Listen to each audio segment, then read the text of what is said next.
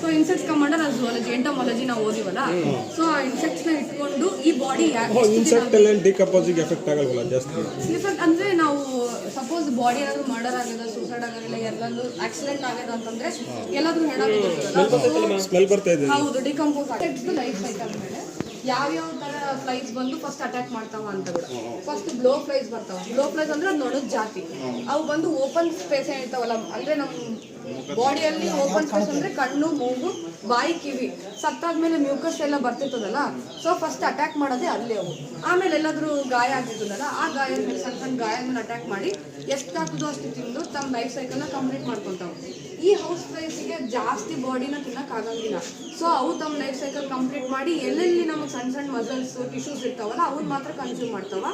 ಲಾಸ್ಟಿಗೆ ಬರೋದು ಡರ್ಮಾಸ್ಟಿಡ್ ಬೀಟಲ್ ಅಂತ. ಅದ್ರ ಹೆಸರೇ ಫ್ಲೆಶ್ ಈಟಿಂಗ್ ಬೀಟಲ್ ಅಂತ. ಹೆವಿ ಮಸಲ್ಸ್ ಏನಿರ್ತಾವಲ್ಲ, ಬೋನ್ ಮೇಲೆ ಇರೋಂಥ ಒಂದು ಮಸಲ್ಸ್, ಬೋನ್ ಒಳಗಿರೋಂಥ ಒಂದು ಬೋನ್ ಮ್ಯಾರೋ, ಅವೆಲ್ಲ ತಿಂದು ಡಿಕಂಪೋಸ್ ಮಾಡೋ ಲಾಸ್ಟಿಗೆ ಬೀಟಲ್. ಆ ಬೀಟಲ್ ಏನಾದರೂ ಇತ್ತು ಬಾಡಿ ಮೇಲೆ ಅಂತಂದ್ರೆ ಆ ಬೀಟಲ್ನ ಕಲೆಕ್ಟ್ ಮಾಡಿ ಅಂದ್ರೆ ಬಾಡಿ ಸತ್ತು ಬಹಳ ದಿನ ಆಯ್ತು ಅಂತ ಡಿಟೆಕ್ಟ್ ಮಾಡ್ತಾರೆ. ಲೇಟ್ ಬರುತ್ತೆ ಅದು. ಆ ಲೇಟ್ ಆಗಿ ಇದೆಲ್ಲ ಹೋಗಿ ಲಾಸ್ಟಿಗೆ ಹೆವಿ ಮಸಲ್ಸ್ ತಿನ್ನಕ್ಕೆ ಬರೋದು ಡರ್ಮಾಸ್ಟಿಡ್ ಬೀಟಲ್, ಫ್ಲೆಶ್ ಈಟಿಂಗ್. ಅದು ಬಂದ್ರೆ ಫುಲ್ ಕಂಪ್ಲೀಟ್ ಬಾಡಿ ತಿನ್ನಾಕ್ಬಿಡೋದು.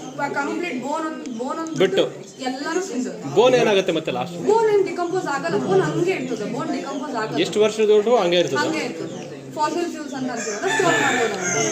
ಬರೀ ಫ್ಲೆಶ್ ಮಾತ್ರ ಹೆವಿ ಸಾಯಿಲ್ ಜೊತೆ ಜಾಸ್ತಿ ವರ್ಷ ಆದ್ರೆ ಅದು ಡಿಕಂಪೋಸಿಂಗ್ ಆಗ್ತದೆ. ಅದು ಬಹಳ ವರ್ಷಗಳು ಬೇಕು. ಈಗ ಬರೀಲಿ ಎಂಟಮಾಲಜಿ ಒಂದು ಕಾನ್ಸೆಪ್ಟ್ ಇಟ್ಕೊಂಡು ಹೆಂಗ್ ಸಾಯ್ತು ಅನ್ನೋದ್ರ ಮೇಲೆ ಈ ಒಂದು 4 ಒಂದು ಸ್ಯಾಂಪಲ್ನ ಕಲೆಕ್ಟ್ ಮಾಡ್ತಾ ಹೋಗ್ತೀವಿ.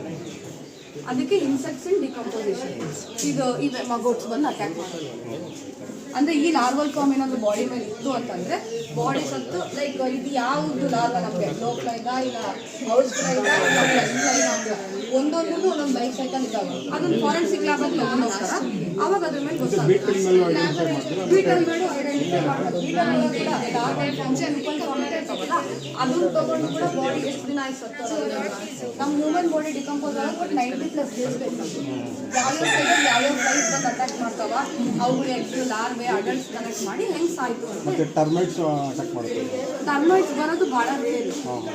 ನಮ್ಗೆ ಮೇನ್ ಬರೋದು ಹೌಸ್ ಫ್ಲೈ. ಹೌಸ್ ಫ್ಲೈ ಒಳಗೆ ಜಾತಿ ಜಾತಿ ಬರ್ತಾವೆ.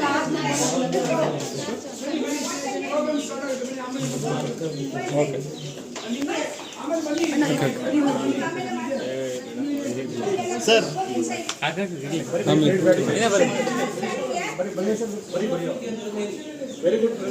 Very good.